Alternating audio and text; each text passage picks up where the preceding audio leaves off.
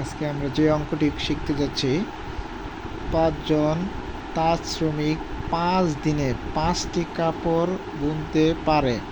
একই ধরনের 60টি কাপড় বুনতে 7 জন শ্রমিকের কত দিন লাগবে? 5 জনের 5টি কাপড়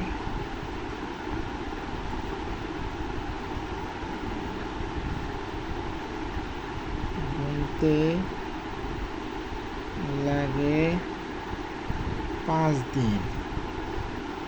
একজনের একটি কাপড় বুনতে লাগে 5 × 5/5 দিন। 7 জনের 7টি কাপড় বুনতে লাগে 7 5 × 5 5 × 7।